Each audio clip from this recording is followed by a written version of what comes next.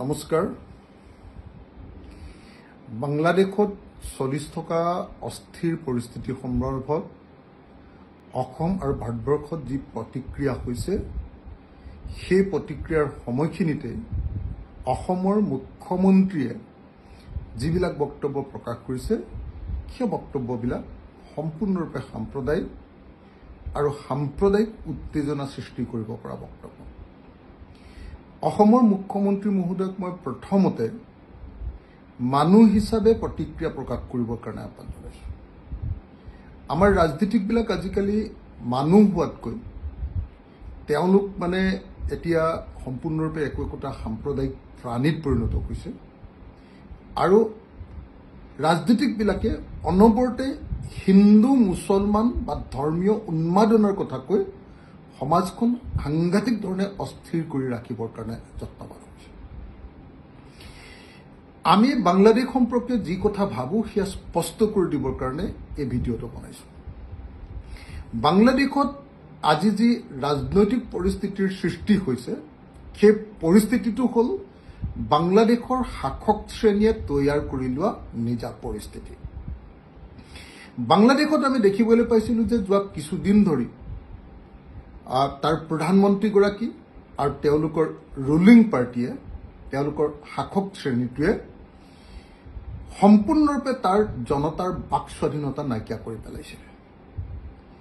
আমি দেখিবলৈ পাইছিলোঁ যে তেওঁলোকে সংবিধানৰ ওপৰত আক্ৰমণ কৰিছিলে আৰু সাংবিধানিক সকলো প্ৰতিষ্ঠান যেনেকৈ সুপ্ৰিম কোৰ্ট, যেনেকৈ সংসদ, যেনেকৈ আপোনাৰ চৰকাৰ, এই আটাইবিলাকে কি কৰিছিলে, এই সাংবিধানিক সংস্থাবিলাক সম্পূৰ্ণৰূপে ৰুলিং পাৰ্টিৰ অধীনলৈ গৈছিলে। যিটো বস্তু আমি দেখিবলৈ পাইছোঁ যে ভাৰতবৰ্ষত একেটা পৰিস্থিতি, যি সময়ত আমি ভাৰতবৰ্ষত সকলোৱে হুলস্থুল কৰি আছোঁ যে এটা ডিক্টেটৰিয়েল পলিচি চলি আছে, বাংলাদেশতো ঠিক তেনেকুৱা এটা ডিক্টেটৰশ্বিপ আৰম্ভ হোৱাৰ বিৰুদ্ধে জনতাৰ ব্যাপক প্ৰতিবাদ হৈছে। গতিকে ডেফিনেটলি বাংলাদেশত হোৱা সেই যি সংগ্ৰাম, জনতাৰ যি প্ৰতিবাদ, সেই প্ৰতিবাদক সকলো সংগ্ৰামী মানুহ, সকলো গণতান্ত্ৰিক মানুহে নিশ্চিতভাৱে সমৰ্থন কৰে। কিন্তু তাৰ পাছত বাংলাদেশত যেতিয়া বেগম খালেদা জিয়াক যেতিয়া কৰা হ'ল, আপোনাৰ ক্ষমতাচ্যুত কৰি দিয়া হ'ল, তাৰ প্ৰধানমন্ত্ৰীগৰাকীক যেতিয়া ক্ষমতাচ্যুত কৰি দিয়া হ'ল, তাৰ পৰৱৰ্তী সময়ত আমি দেখিবলৈ পাইছোঁ যে কিছু হিন্দু মানুহৰ ওপৰত তাত নিৰ্যাতন হৈছে আৰু হিন্দু মানুহৰ ওপৰত কৰা নিৰ্যাতনক আমি তীব্ৰ নিন্দা কৰিছোঁ। সকলো মানুহে, অকল হিন্দু মানুহৰ ওপৰত কৰা নিৰ্যাতন নহয়, সকলো মানুহে সকলো শ্ৰেণীৰ মানুহৰ ওপৰত কৰা নিৰ্যাতনৰ আমি বিৰোধিতা কৰোঁ। এই মুহূৰ্তত সেইকাৰণে তাৰ লগত কিন্তু বাংলাদেশৰ ৰাজনৈতিক পৰিস্থিতিৰ লগত আমাৰ সম্পৰ্ক আছে। সেইকাৰণে আমি সকলোৱে দাবী জনাই আহিছোঁ যে কূটনৈতিকভাৱে ভাৰত চৰকাৰে বাংলাদেশত থকা হিন্দু মানুহবিলাকৰ ওপৰত চলাই থকা যি নিৰ্যাতন, সেই নিৰ্যাতন বন্ধ কৰাৰ ব্যৱস্থা কৰিব। কিন্তু এই সুযোগত কোনো পধ্যে বাংলাদেশৰ পৰা হিন্দুৱে হওক বা মুছলমানেই হওক কোনো মানুহকে কেতিয়াও অসম বা ভাৰতবৰ্ষত অনুপ্ৰৱেশ কৰিবলৈ অনুমতি দিব নালাগে আৰু কোনো পধ্যে অসমত সংস্থাপিত কৰিবলৈ দিব নালাগে। এইটোৱে হ'ল অসমৰ মানুহৰ কাৰণে মূল ইছ্যু। ইয়াত কোনো ধৰ্মৰ ইছ্যু নাই।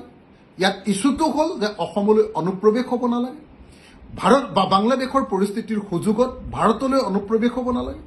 অনুপ্ৰৱেশৰ আমি বিৰোধিতা কৰিছোঁ। গতিকে এই প্ৰশ্নত কেতিয়াও গাজাৰ প্ৰশ্নটো আনি অসমৰ মুখ্যমন্ত্ৰীয়ে যি বক্তব্য প্ৰদান কৰিছে, এয়া হ'ল সাম্প্ৰদায়িক বক্তব্য। গাজা ষ্ট্ৰীটত কৰা আক্ৰমণ ইজৰাইলৰ ডেফিনেটলি সকলোৱে বিৰোধিতা কৰিছে। ঠিক তেনেকৈ বাংলাদেশত হোৱা যিটো সংগ্ৰাম, সেই সংগ্ৰামক সকলোৱে সমৰ্থন কৰিছে। কিন্তু বাংলাদেশত সংগ্ৰামৰ নামত হিন্দুসকলৰ ওপৰত কৰা নিৰ্যাতনক আমি বিৰোধিতা কৰিছোঁ। কিন্তু সেই নিৰ্যাতনৰ নামত যদি অসম বা ভাৰতবৰ্ষত হিন্দুক সংস্থাপিত কৰিবৰ কাৰণে কোনোবা প্ৰচেষ্টা কৰে, তাৰ আমি বিৰোধিতা কৰিছোঁ। সেইকাৰণে আমাৰ কথাটো স্পষ্ট, হিন্দুৱে হওক মুছলমানে হওক, বাংলাদেশৰ পৰা কোনো অনুপ্ৰৱেশকাৰী এই সুযোগত অসমলৈ সোমাব নোৱাৰিব আৰু অসমত সংস্থাপিত কৰিব নোৱাৰিব। আৰু এই সুযোগ যদি বিজেপি চৰকাৰে দিব খোজে, ইয়াৰ বিৰুদ্ধে ব্যাপক প্ৰতিবাদ কৰা